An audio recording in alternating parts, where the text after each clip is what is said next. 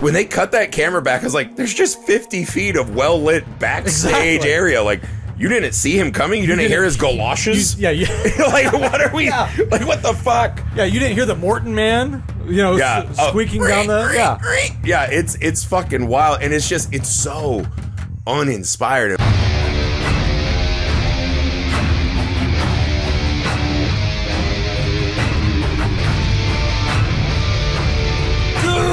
Greetings, friends. Welcome back to the Messed Up Movies Podcast, New Movie Monday. Joined as always by my friend, super producer Heath. I'm your host, Griffey. What's up, everybody? We have a exciting movie to talk about today. We are here to talk about Netflix's new offering, Fear Street, Prom Queen. More colon than Prom Queen, as we'll learn. Before we get started, a little bit of business. People, please go to the Messed Up Movies Podcast Patreon page. Best way to support the show, best way to help us grow the show, best way to make your voice felt in the show, right? We have a huge Patreon exclusive library that they get a vote on. We have mini-series, all kinds of fun stuff we're working on over there. Please go to misfitparade.com to keep track of Mr. Cream Jeans' hidey hole as we near these huge milestones coming up. That's going to be very important. Misfitparade.com/Mr. Cream Jeans. Check that out and sign up for reminders about our upcoming crowdfunding campaign. It's very important that you get in the know so that you can help us make our Indiegogo dreams come true. That's right. We need your help for this big time. So misfitparade.com/Mr. Cream Jeans. That will get you in early so that you can keep track of all this and be ready to help us out on launch day would be the best. That's what we're going for here. We've got big chunks of the movie shot. Yeah. We're raising money. We're working real hard. We have a huge shoot coming up in July. We just shot the crowdfunding video, which was one of the weirdest days we've had on set, which is saying something for us. It's real. Yeah. Weird is sort of like our brand, and this definitely fits that. You know, it's weird. It wasn't our idea to do weird. We're like, how do we just not be two white guys saying, hey, we're making a scary movie. We're going to be Midwestern movie moguls. And somehow we came up with this. So we can't wait to share that with you. Make sure you go to misfitparade.com/Mr. Cream Jeans so you'll be ready when the movie drops. Make sure 5-star ratings and reviews, Misfit Parade YouTube, so you can see our short films, video version of the pods, all that good stuff. We're on all the social media apps now. We do the reels, the shorts, all that kind of stuff.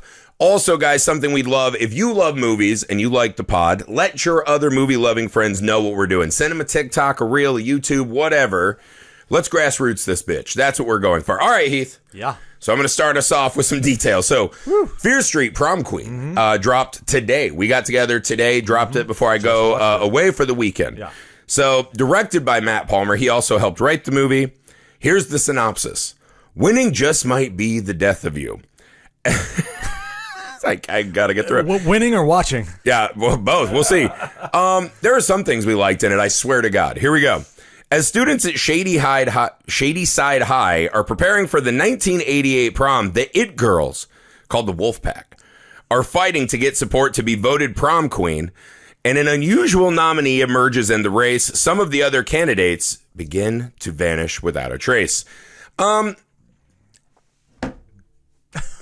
start here. I love the Fear Street trilogy. I was a really big fan. Okay. I was a huge fan of the trilogy. I thought this was a perfect place for Netflix to go, right? I grew up, I'm a little older than you, but I remember in third grade when Goosebumps started hitting like an atomic bomb. You're older than me like by 6 months. Oh, is that it? Yeah. Oh, I'm a grade ahead of you, so I always assumed that was like a big scholarly leap. Because you came in a year after me to college. That's when we met. Right. So, anyways, Goosebumps hit like a fucking asteroid, right? We all wanted them. It was so popular in our school library, you just had to put your name on the list. The Scholastic like little flyer that came out. No. So that was big too. The book huge. Fair they'd roll in. Yeah. But on our school, you had to just put your name down, and you just got whatever the next Goosebump was. So I got the Ghost Next Door, the Boy Next Door, like 3 times in a row, and didn't care because I got to hold a Goosebumps book. That's how cool they were. Then R.L. Stine went on to do the Fear Street imprint, right? So these were kind of more like teenage stories. They were a little more titillating, right? That kind of stuff. High school. I actually have a lot of those books. I went on to collect them. I think they're fun, right? They read more like a Goosebumps than like a teenage thriller, but they're very fun, right? So I thought Netflix, I was like, what a great property to get into. The trilogy I thought was really interesting, right? Although heavy on the needle drops and the CG kills. When did that come out? That was right in the height of the pandemic, right? Yeah, like right at the end of it, I think. Perfect time for it. Perfect when everyone's time. clamoring, just nothing to do, sitting at home. It's direct to streaming. Yeah. I think that and the Michael Jordan. The Last Dance. The Last Dance. Got us through. Yeah, got us through the pandemic. What was that? Host, the Shutter movie, right? About the Zoom call? I love that one. The pandemic era gave us some real treats, man. And Alex, right, Dandino, our other co-host, who you hear a lot on this, and our friend Josh Lobo, director of I Trapped the Devil, we covered all of them. We were pumped. We talked about them right away. And there were some things that you're like, all right. But overall, I thought the movie had really cool lore, really cool mythology. I liked part 3 was kind of this go back in time kind of thing. Was the Salem one? Yeah. Yeah. I thought that was the best one, man. I was really digging what they were putting down. When I heard about Prom Queen, I was like, all right, that generically feels smaller and kind of wimpier. So, a fun aside, we Googled what would the budget for this movie to be, and the Google AI thinks this movie cost $70 million. If this movie cost $70 million, I'm cutting my foot off now. I'm going to beat diabetes to the past and just cut my fucking leg off. I worried that it would be a little smaller, right? A little wimpier. Uh-huh. You see the trailer, right? And you go on Netflix and the scene starts, you're like, is that just a guy in like he's going to a Gallagher show? He's got the red I Know What You Did last summer jacket, and like the mask was kind of cool. But kind of detailless, but whatever. That's the thing. It was very just generic. Yeah, you saw this girl in like a Stars and Stripes swimsuit. You're like, all right, maybe that's what they're going for. I was fucking stunned as this movie rolled out. This is a movie that had me pause the movie twice. And I said, how have we only been watching 10 minutes? And then at the end, I pause and go, how the fuck is there 20 minutes left of this movie? Yeah. To me, this movie squanders all of the things I loved about the first one. The needle drops are very prevalent, but not as obnoxious in this one because it's a prom. And it's right? It's prom where you are wall-to-wall music. There's a DJ character. That's fine. Yeah, and it's also setting the tone for the time frame, which is 1988. So 1988, right? That the positions biggest you problem, in that era. Right? Because the things I didn't like about the last one, you're like, that's not as big a deal. The CG kills are still not my favorite. Mm-hmm. Here's the thing I couldn't fucking believe in this movie. This movie is so devoid of ideas. Oh. It's so absolutely boring and basic. This movie had me, spoiler alert if you haven't seen it, this movie had me the whole movie. I was talking to you and I was like, it has to be these people, right? It has to be. Because I called it early and I was like, oh, it's Chris Klein. Like, for sure it's going to be the dad. But then I was like, no, it can't be obvious. It can't be that stupid. It can't be that. And you're like, what about that janitor who's in the back of every shot? What about this sycophant couple? No, it was just exactly what you thought it was. Mm-hmm. And it was boring. And I couldn't tell the difference between any of the girls in the main friend group. I just was like, I couldn't tell the difference between all the dudes, except the one guy had like a Padawan ponytail. This movie was so fucking generic and boring, and I couldn't fucking believe it. And they didn't even really set any of the characters apart with archetypes. I mean, you sort of had loose archetypes, and you had the trope now, which is the horror movie nerd. Yeah, the stoner. Is that girl. it? The stoner girl is maybe the most memorable. I mean, she's the only one that felt like a different character. Yeah, they were all the exact same. Right. So I don't know. What were you thinking as we ended the movie? As we ended, I was just thinking, I'm glad it wasn't longer. Yeah, no shit, right? I don't know. I mean, it was. Here's my overall takeaway. Everyone did their job in their respective departments, right? Yeah. It was well cast. Really well cast. Production design, well done. I thought they nailed it. 1988 aesthetic. They captured aesthetics very well. They did a lot of cutaways to like camcorder footage. You know, sometimes that looks kind of cheap and just filtered. I think they really shot that with a camcorder. Yeah. It looked really That was where they were doing the other Scream ripoff of like the Gail Weathers intercuts with the high school reporter. Yeah. I mean, just an absolutely uninspired, top to bottom. You know, you've seen it a million times. But I thought if, you know, to take a script and a concept that is absolutely paint by numbers, the actual painting of it was really fucking good. Paint by artistic. Yeah. There's guys that can do beautiful shading on a paint by numbers, right? It was well directed, well staged, well designed overall, well edited. I like the editing. Yep. I mean, but snappy pacing. Yeah, but this stuff just it really highlights how important at least interesting story is. Mm-hmm. And you just cannot get past that if you don't have a killer script or killer concept. The thing with Prom Queen is, okay, you're playing on. It's interesting because you're playing on a tropes that you've seen a million times, and your expectation is, okay, we're going to do something that subverts everything that we've seen before. So that's kind of the fun of it, right? You halfway thought it was going to be Mean Girls with slasher in it. Right. So it's a concept that we know and we like, and in order for that to work, you have to do something new with it or something fresh with it. And this is just as stale as it gets. So at the start, we saw the horror movie girl who has the wildest moment in the movie where she just pulls out a cleaver that's like a prop cleaver, and everyone thinks she cuts her hands off. That was the biggest surprise of the whole movie. That honestly might be the coolest thing they did in the whole movie. But when they come back to the fake blood soaking the paper she was drawing, all of the Wolfpack's faces were like in this demonic, like almost society form, right? Like bound by flesh and demonic energies. I was like, all right, maybe it's a demon cult, right? Maybe they're the Wolfpack and it'll be werewolves. It'll be fucking something that will give this any kind of gravitas, right? Because the killer is not interesting enough in this. And the unfurling of there's more than one somehow makes it even more pathetic. And there is almost no personality in the script. No personality in the killer specifically. Because if you compare this to something like Scream, well, let's take Scream out of it. Maybe look at the sequels. You know, we know the game of Scream by the time we get to the sequels, Scream 2 and Scream 3. What Scream 3 is doing something pretty interesting. It's like very meta.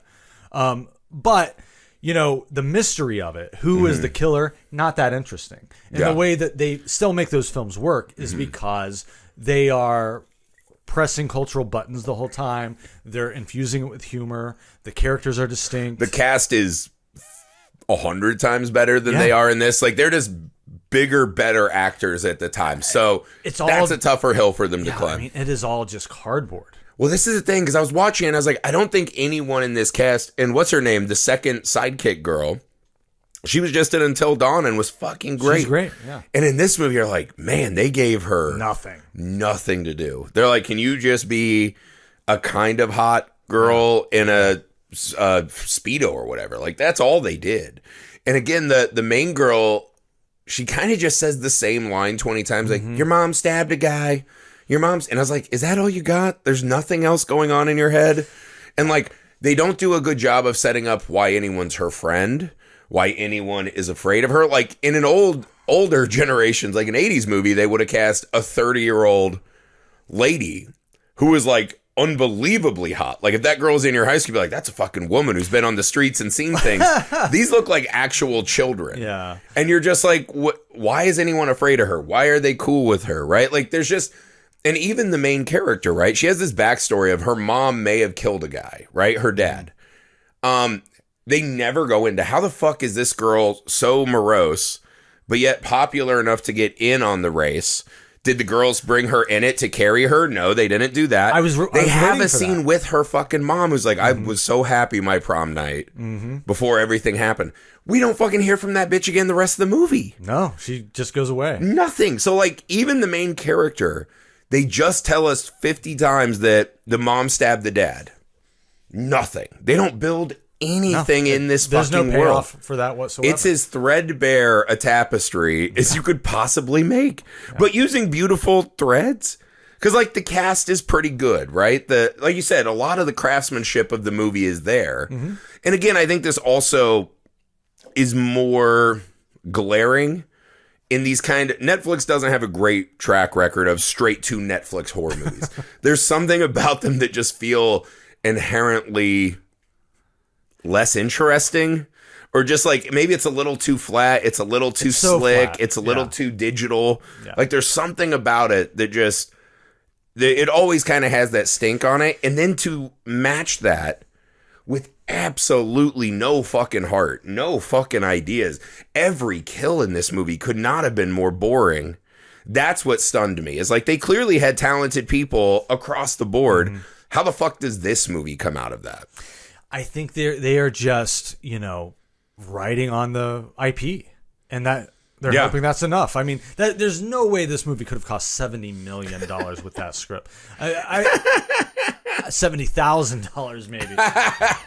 So I think, even if this was $7 million, that's like a pretty good chunk of change for a movie. Exactly. $7 million is worth it for Netflix. I mean, if you want to get into the business side of it, you attach the Fear Street. You make sure it's competently. Well, it'll be the big drop. Made. It'll make top 10 this week probably. A shitload of people will watch it, and then it'll be just into the nothing, into the void. Yeah, that a lot of those Netflix movies fall into. To be honest, the last Fear Street trilogy, I was thinking back and I was like, I remember the grocery store assault, and I remember the time like the period piece, right? Mm-hmm. But I was like, even a lot of that movie, it's just in one ear out. It's how I once heard Tarantino describe that about TV.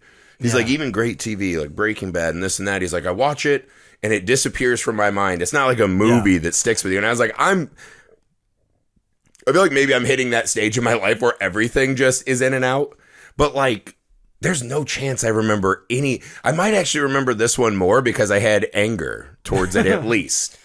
It is a strange paradox for Netflix that these movies just, you forget they were even made. Like, remember the Texas Chainsaw Massacre? Mm-hmm. That was a COVID era Netflix movie too. I actually liked that movie. I really liked it. I really liked it. But do you ever hear anyone talk about it? I know a lot of people shit on that movie pretty hard. But again, I thought this is the other thing too. Fear Street's a little tougher because Texas Chainsaw Massacre, you just need. And that movie was the first time we actually probably saw a real Chainsaw Massacre in the whole franchise. So you're like, that's something at least. The Leatherface actor was pretty good. I got my money's worth on that, right? Cool. Fear Street is harder because they're doing almost what John Carpenter wanted Halloween to be. Yeah, right. Which are these disconnected tales, right? So this whole, they kept saying like sunny side or shady side, whatever. I have no fucking emotional attachment to Shady Side. It's not Woodsboro. It's not Haddonfield. Like, I don't give a fuck about this town or the people in it. At the start, I thought that main girl was going to be one of the leftovers from the last movie. They don't connect it to the prior series. They don't connect it at all. And that's the thing. The Fear Street IP is weak. It's small, right? Like, some of us remember it. I probably own as many Fear Street books as most people you'll meet. I wouldn't say it's like even a top 500 IP in my life. Like, I never read the Fear Street books. I read a lot of Goosebumps, but are the Fear Streets exclusively set in a different era, or is that only what they're doing on No, Netflix? I think at the time we were reading them, they were kind of like contemporary 90s tales, right? Okay. Like 90s teenage life. But yeah, I mean, that's the other thing. I read a lot of them when I was in high school and shit. Yeah. I forget who the author is. There's this other author, Christopher Pike. That's who it was. Because he was kind of doing what Fear Street wishes it could be. Like, Christopher Pike was the man in this genre, writing those kind of like chain letter, right? And all that kind of shit. So I love this genre of book, right? And I think there's something about the high school age and the kind of melodrama of high school that's fucking perfect for horror movies. It was sort of weird. So there is that scene where the boyfriend takes the girlfriend down into she's one of the prom queen contestants. Mm-hmm. And as soon as he invites her down to this basement. Also, you're like, what kind of fucking school is this? What kind of fucking sex dungeon rum runner basement is this? Was it a basement or the boiler room or whatever?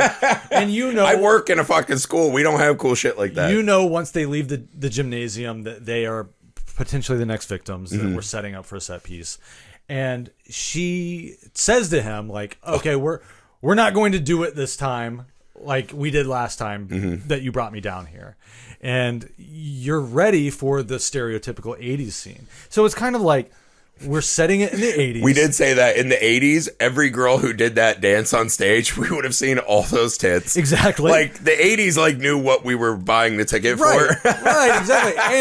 And I'm expecting the sex scene to happen, and of course, the kill will happen during the sex scene. We never even get there. It was always weird to me how many movies were set with like 30-year-old actors who were supposed to be in high school, and we're just all watching them bang in the back of a car.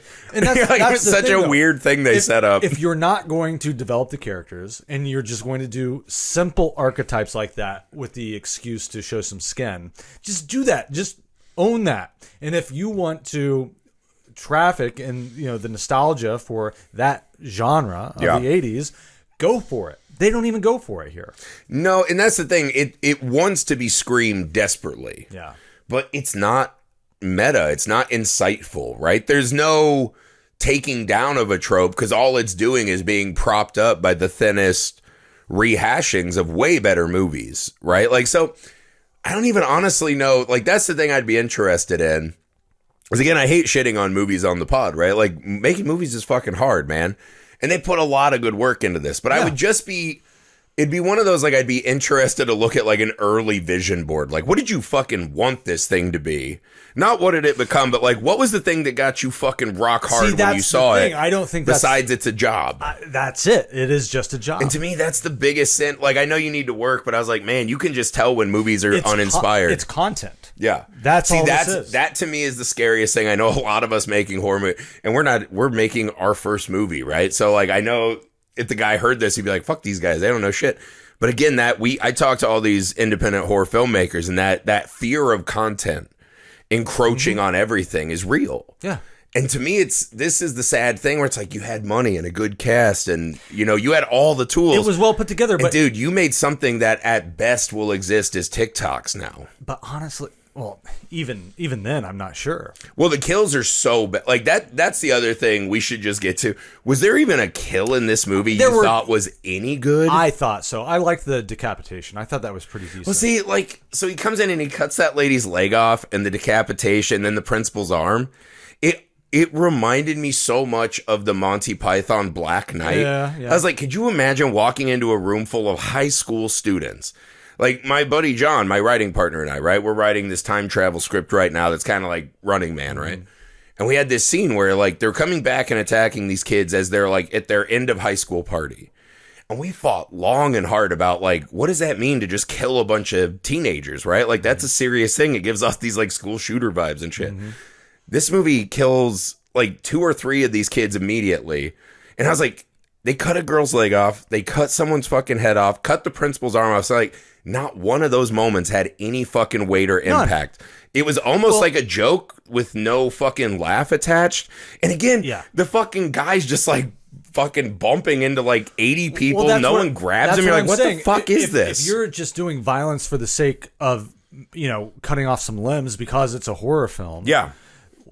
Go all the way and do the sex scene. Well, I think they thought the sawing the guy's face would matter. But again, it's like the digital. And again, I know we talked about this last week on Final Destination. It's something that kind of bothered me is how digital all the kills were. Those were still fucking insanely cool, well thought out kills, right? Like when Grandma's face blows off, yes, it's a cartoon. But it was fucking good. These are so lazy. They're so lazy. This is all we're doing? The kid got stabbed in the head. The other guy, I don't even remember how the fucking ponytail guy dies. He, like, sneaks up behind him. The one guy, when he stabs the hot kid in the head, when they cut that camera back, I was like, there's just 50 feet of well-lit backstage area. Like, you didn't see him coming? You didn't hear his galoshes? Like, what are we... Like, what the fuck? Yeah, you didn't hear the Morton man, squeaking down the... Yeah, it's fucking wild. And it's just, it's so uninspired. Like, the first girl, she just gets hit in the shoulder with an axe. She's reacting like she stubbed her toe. She's like, I was like, bitch, you got your fucking shit separated. You would be... Absolutely. Freaking the fuck out in this movie. But again, they just sort of like throw some neon on it. Fucking pump that synth score up. That'll be enough. No, it's paint by numbers. It's uninspired. Uninspired is really the word. Yeah. I mean, only the one kill was at the end when the mean girl gets it, falling through the family Falcon. I was like, at least that's something. Honestly, to me, this is kind of laying out what our dystopian future holds. This will be made by AI. This feels like an AI movie. It does kind of feel like an AI movie. It's, well composed. It's competently made. And I don't want to take anything away from the filmmakers because there is a lot of skill and craft involved here. There's also so many fucking people involved in the process of getting a movie like this made. Right. That you can't just say it's like, oh, the director or the writer. Dude, there's executives and executives. Like, God only knows. Of course. The fucking soup. The end result. What is really the difference? Why would Netflix not, in a few years, farm this exact project out to AI? You'd get pretty much a pretty close approximation. I mean, there is no thought moment insight in here that I was like, that's someone's human experience. Yeah. Right? Everything in here is... And again, I mean, they're based off young adult books. And R.L. Stine was never masterfully insightful with his prose, right? He had killer concepts, like great fucking concepts. And so, yeah, man, that's fucking scary. I could kind of see that, man. Because this, like, even at the end when they reveal, it's like the whole family.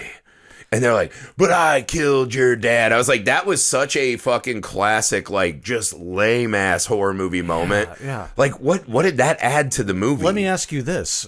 What was the point of killing all these other victims if the whole goal of the whole motivation of the revealed killers was why did he kill those two people? He walked through a crowd of 80 people and no one not even touched that. him. What about the kid whose hands he chopped off? You know, why did he target these other kids? I take that back. That was a cool kill with the thing because they had the funny payoff where he's trying to open the doorknob with his nubs. What is that thing called? A paper cutter. No, there's a name for it.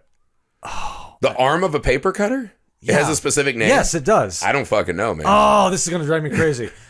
I'm going to have to... I'm going to look it up. Keep going. There's a name for it. Now I'm losing my mind. But yeah. So what was the whole point of those victims? Why if all they wanted to do was either kill the main character or frame her for something? This says it's either a pole arm, a draw arm, upper arm, or knife draw arm. I'm guessing none of those are hitting with you. No. Damn. I'm going to figure this out. I'm probably thinking of something different, but a guillotine cutter. Anyways, we're not here to talk about fucking paper cutters. But yeah, I mean, that's the thing you had to ask yourself every turn in this movie. What is the point of this beat? The point of it is just to fulfill the obligations of a horror film. That's it. Yes. See, that's the thing you leave with is like, we need a twist at the end. Because at the end, when they're like, how's there 20 fucking minutes left, right? You're like, this is insane. I know it's got to be the boyfriend comes back. So I thought they were going to pay off the fake cleaver thing. And maybe the hot guy comes back, right? All right, cool. This is a microcosm of everything I didn't appreciate in this movie, right? So it's revealed it's the fucking school teacher, right? You brought this up, which is a great point. Right, which is, why is the super rich family like he's the guy who teaches resume writing? Like, that seems kind of lame. I know it's the 80s and you could just have any job and be fucking middle class. I think what they were going for is that this is a legacy family that has, been fallen a bit far if you're teaching the resume class. Well, yeah, probably trust fund, didn't have to do much other than teach high school, and they just kind of run shit because. Yeah. But none of that was explicit. I guess it just gives him a reason to know his way around the school really well, right? Yeah. Here's the other thing, though, right? So here's classic example of just, to me, what is kind of cop-out horror movie writing, right? So he's unmasked, right? He's been fucking stabbed in the eye by the tiara. Here's another fucking thing I hate. Don't do the opening scene with the voiceover of the main kid. They thought I'd be a killer by the end of my prom night. Guess they were right. It's like, bitch, I know how this movie's gonna go. Stop. Don't fucking put that in there. So she stabs him in the eye with the tiara to defend her friend. Right? He fucking unmasked him. Of course, it's Chris Klein, right? Of course. Because you're like, why is Chris Klein in this movie? Yeah. Why is he that role? It has to be him. And then you try to come gymnastics because you're like, it can't be that dumb. It was fun to see balding. Also, I loved him. I love seeing him in the movie. Yeah, he was good in it. The lady who played his wife, I can't fucking remember. Katherine Waterston. Yeah, they were fucking great. Yeah. She's always the principal was great. She was honestly kind of slumming it here. I mean, this was a paycheck project for her. This was way beneath her normal stuff. Chris Klein, it's just fun to see. Yeah, she kind of played. She looked like the mom from Righteous Gemstones. Yeah, you're right. Like I was just like, is that the Righteous Gemstones mom branching out? No, it's not. Here's a classic example of something I think is bad horror movie writing. So they unmask the guy. The wife is all teary eyed, right? She approached. She's like, "Oh my god. Why'd you do this?" And he goes, "I knew how much you wanted it." And he's like, "They don't remember the circumstances. They remember the winner." And I was like, let me tell you exactly what is not true. No one's going to remember that your dumb asshole daughter won prom queen. They will remember that 15 fucking students were found dead in the building. So that's just insanely fucking stupid on the surface, was there a prom? Did anything happen at Columbine in 1999 besides what dozens the fuck? Of kids being killed? Yeah, pretty much when you put a dead kid anywhere, that's the story now. We don't care about the rest. So there's that. The mom immediately is weepy and is like, "Oh, I can't believe it all." The daughter's fucking crying, "Daddy, Daddy." And she's crying, right? She gets put in the car. She's like, I'll ride home with her. We live across the street, right? She's got the big house. I'm in the little poor house. But we live across the street. It's like, okay. She goes home with her. The moms are like, she needs my daughter. All right. They talk in the car. Fuller goes, nothing. And you're like, oh, okay. Why is this movie still happening? For like 15 minutes. Fucking long. You're like, why am I still watching this fucking movie after hearing Chris Klein say I was nodding off. Yeah, you had just Benadrylled yourself because of allergies. You're like, ah. Anywho. They get to the house. The mom comes back. She starts dragging a knife up the thing. It's like, all right. The daughter wakes up. That was lame. Yeah, they run to this. I was like, do you remember how big doors were in the 80s? Like, that lady's never getting through it. Just lock the fucking door. They run into this closet, right? The Halloween closet with the little slits. She's like, oh, their blood pumping. It was beautiful. And the daughter has a knife in her little fucking jammy pants. And I was like, bitch, you were just asleep in a room with the girl you wanted to fucking murder. Why didn't you fucking kill her? Like, what the fuck? And then this is the thing. Because that's not how movie math they're works. going to come home. So their dad just killed a fuckload of people. They're going to call the cops and say, hey, the girl who was the hero of Prom she's dead in our house and we killed her. And it's so that's putting fucking aside, stupid. That's putting aside anybody being questioned by the police. Which didn't happen. Right, but that's what I mean. It's bad horror movie writing when you just start taking out all fucking steps of logic. And there's logic that exists within constructed movies that we can't accept as our reality, but you accept in the world that we're watching. This ain't that. This is bull. And then she's like, and I killed your dad 'cause he was a 2-timer. And I was like, your mom never mentioned that your dad was also fucking the rich lady who's now had a feud against you for years and has been bullied. It's so fucking painfully dumb. Excruciatingly dumb. And then the movie ends, just to wrap up my fucking Matlockian argument, and she just goes, I'm this lady's name. We watched this movie 1 hour ago, and I can't remember the character. She goes, I'm fucking this lady. And it cuts to black, and I was like, I don't give a fuck who that girl is. She had no impact on me. She's going to leave the house, and maybe now they will think she did it because she fucking threw that girl through the Falcon and bashed this lady's brains in. Like, who fucking knows? But I was like, who cares? You can't do that extra 20 minutes and then give me jack shit. Yeah, no. It was just... They should have just ended it with Chris Klein. It would have been probably more effective. That should have been the end. Like, the ending did nothing but bring it down a notch and add more things that upset me. Yeah. Had you just ended it with Chris Klein, you're like, all right, mild movie, pretty good cast, fun to see Chris Klein. The killer looks okay. Generic digital kills, but it's a Netflix movie. Fair. Right. That extra tag, to me, was such a just fucking obnoxious abuse of my time. Like, I was pretty pissed when I was watching it, right? Right. And I feel bad because, again... The reason we try not to shit on movies all the time on here is because it's fucking hard. But with New Movie Monday, it's hard because we can't always just curate movies we know are good. Sometimes you just got to say what you saw. The other caveat, too, is doing a slasher is hard, right? Slashers are popular. It makes sense. They're probably the most oversaturated subgenre of horror, right? Yeah.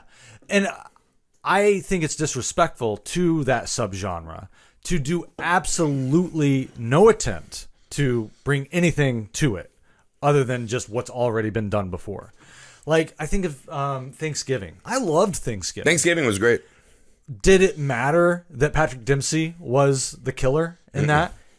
Could not. That's the thing about the slasher subgenre. Oh, dude, Scream is like the king of this. What, half of those movies have terrible reveals? Could not care less how that mystery is resolved. Other than the first one, almost every other one, when they reveal the killers, you're like, okay, I guess. It's mostly the worst part. Yeah. And again, like, I wasn't expecting a lot because it has to be someone who's already been introduced. And automatically, you're not doing any work to subvert expectations or to do a sleight of hand. So... all right, we have to go through the motions of and there's no machinations within the group that even had it been someone else, it would have been better. But you're not because none of those people matter. You're not doing anything with. There was no concept other than we're just doing a slasher. What if it really was her fucking mom? That was the only thing I thought. Like, what if her mom, who we never see again, is just like, I enjoyed my prom. Have a good night. And then she ends up actually being a murderer. And it's like, they made me a monster for years. That's at least something. They did do the reveal where it's, there are 2 masked killers now. That was the moment. How many times have we seen that? I was so fucking depressed because I was like, guys, we know you're ripping off Scream. This is much. This is a lot. Like, just do the one. I get it. Do the one. Maybe, it's hard because we're 40-year-old dudes, right? We've seen it all. Maybe they are guessing that they can That's a very valid point. They can use these tropes. The younger people who are hadn't grown up with Scream might see this and be like, okay. Yeah. Do you remember that movie on Amazon, Totally Killer?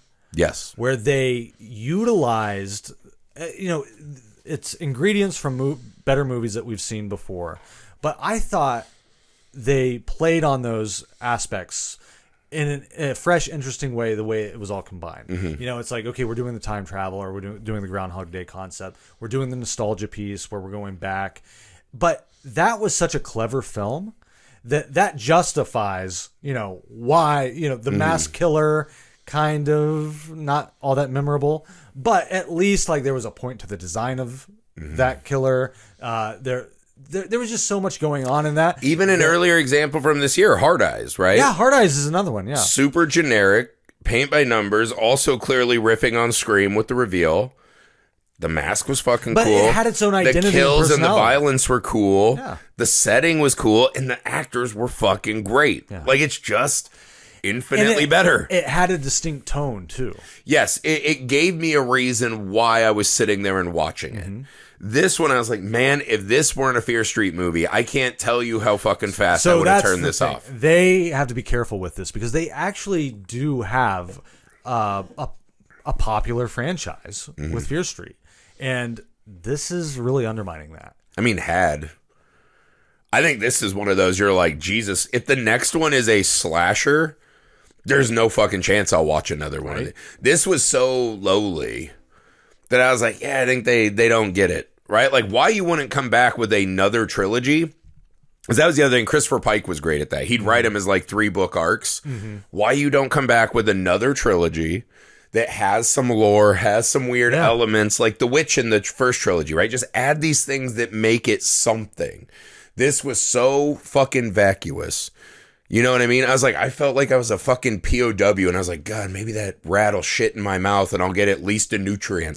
Like, I needed anything, right? Like, it was, I felt like Ben Stiller in Tropic Thunder. God! Like, I was just getting tortured. I think the problem is that they don't have any, leader for this franchise like they do, say, Black Mirror. Again, this is the Halloween 3 thing, right? When that came in, and like, fuck, we got to bring back the mask right now. Yeah. That's fucking hard to constantly reboot. And it's not an anthology like Creepshow or one of those, right? Where it's all, you're expecting these kind of myriad of tales, right? But that's what you're showing up for, right? This is a movie that scares the shit out of me, right? Because this is the craft is so evident. And again, it's like, that's, I think, something, because I was like, there will be people who watch our movie, right? That we probably talk shit on their movie here, and they'll watch ours and be like, how fucking dare those guys? And I'll be like, you're right, bitch. We're on a shoestring, though. Right. Like, they probably spent on apples to oranges on a one-day lighting package what we're going to spend on our whole movie. So if someone watches our movie, they're like, these guys fucking suck. And I'll be like, yeah, we had very little time, money. We did the best we could. Criticism's fair. This is the thing that gets me, is when you have everything at your disposal. Money, resource, whatever. The only free fucking thing you have in this business is ideas. And there's not a fucking one. There's no idea. And I've had this debate with some of my other screenwriting friends. Like, when they say ideas and scripts are free, that's bullshit. Because that's time is money, blah, blah. I was like, sure, cool. Take all that aside. What's the cheapest fucking thing on the budget? The fucking ideas. Hey, how about one interesting line of dialogue? Just one. Right? Can we try that? Chris Klein, I would love to be like, what were you thinking? What was going on in your mind? Well, you know what they say? That's an old acting adage, right? I think there's a lot going on in Chris If you're in Klein's your life? Head, you're dead, right? So I was hoping he was hollowed and empty, and I was like, what was the emotion? No, I think what was the intent behind that? I think that's what Chris Klein's brand I is. honestly have always loved that guy. Oh, me too. Like, he was just one of those guys, like, when I grew up, he was the teenager in the movies. I was like, that'll be me soon. I thought he was good, man. It's just that line was such a... It was just such, like, a clear, like, that gong moment where you're like, oh, man. Oh, because you kept waiting. Because, again, I think to your point, it's just slick enough. And, like, they surprised me a couple times. Like, when the handsome guy died, I was like, oh, shit, okay. Like, it kind of caught me off guard. Again, it's fucking stupid and quick and doesn't matter. There were moments, right? There were little moments where you thought something was coming. Like, this is going to be cool. And so it's just slick enough that I kept having hope. When he said that line, oh, you knew, you're like, oh, that's it. Like, this is there's no more lifeboats. We're going down. No. We're out. It is what it is. You're like, I hope a shitload of people have podcasts. Otherwise, no one's going to make it through this movie. Yeah, it was a little rough. Again, yeah, I don't know that I really have all that much more to add because... it's just very basic, very generic. If you were to go back to Fear Street, right? Like, let's say Netflix is like, all right, that one was a little off. The response doesn't seem like it's been great so far. Well, I guess the question is, what does Fear Street stand for now? Yeah. Because when they came out with the trailer and you see, okay, we're doing a slasher, it's called Prom Queen. Maybe we're getting like a riff off of Heather's. We're going to play in that world a little bit. We're going to... comment on those tropes. That got me interested. Yeah. I thought, okay, it's not going to be revolutionary, but it could be fun. Well, and off of what the first trilogy achieved, I assumed it would be pretty. And again, I don't think anything in the first trilogy like blows this out of the water. Those are 3.5 star movies, which is good. That's fine, that's really man. good. A 3-star movie to me is a great afternoon, right? This one just ends up being like a 2. Yeah. It doesn't have one element where you're like, that's the thing that this movie can hang its hat on, right? And so for me, I think what you want with Fear Street is you want those time periods, you want those needle drops. It has to be teenagers. You got the teenage melodrama. To me, I think you got to go back to something that has that kind of R.L. Stein, just lightning in a bottle premise, right? Mm-hmm. Even Clown in a Cornfield, right? I don't think this movie was dramatically worse than Clown in a Cornfield. They have a lot of the same fucking problems, right? Like, both of those movies have very similar issues.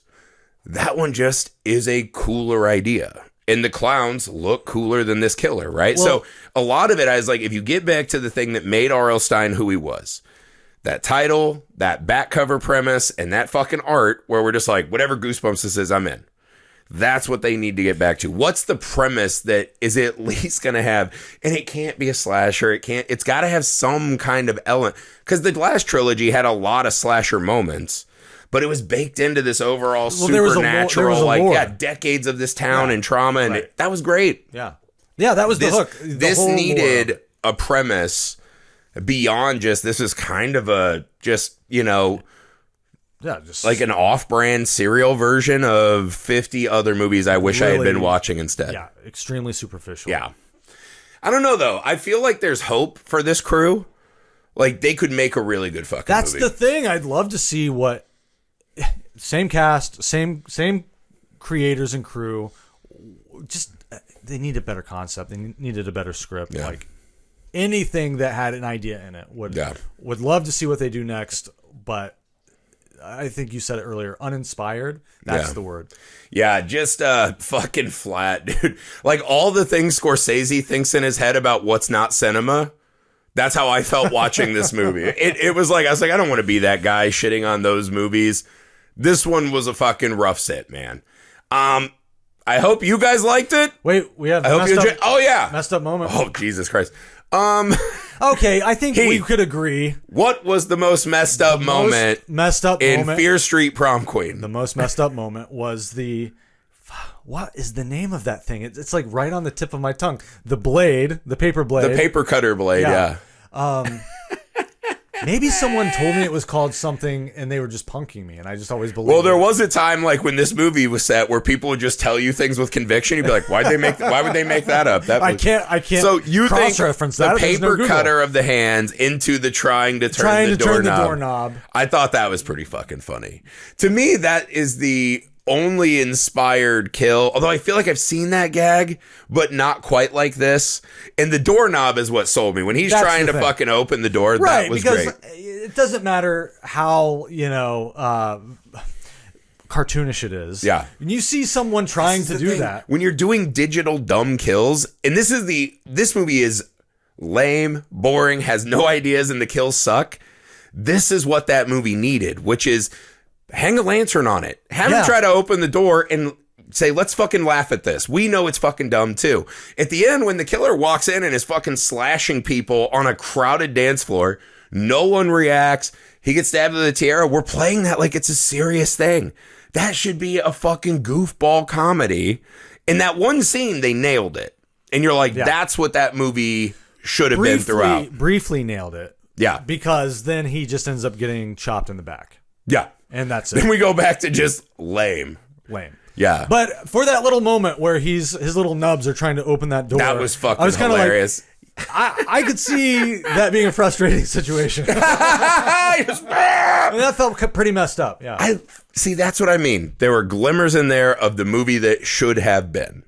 And yeah, that's the most messed up moment.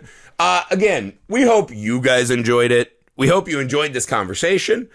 We will see you again Wednesday. We'll see you Friday for a Filmmaker Friday. And we got lots of great stuff coming up. The biggest thing we'd like you to leave, unless you're one of the creators of Fear Street Prom Queen, we apologize, mea culpa. Go to misfitparade.com /Mr. Cream Jeans Hidey Hole, especially if you were the guys that made Fear Street Prom Queen, because then you can come fucking shit on our movie. We'll have you on the pod to shit on our movie, but that will give you the access to go support the Indiegogo, right?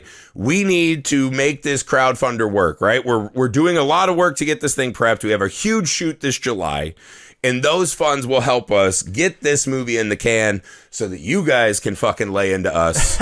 Hey, I promise you there are ideas in this movie. There are things that in this movie that hopefully you have not seen I don't think you've seen them. For better or worse. They might not be good. There are some ideas you have and you're like, how has no one thought of this? And you're like, that should be a warning sign. Hopefully that's not the road we're on. But do that. Messed Up Movies Podcast Patreon. Best way to support the show. We would appreciate it. Misfit Parade on YouTube. 5-star ratings, reviews. We're on all the socials you're on. Thank you for your time. We'll see you soon for another Messed Up Movie.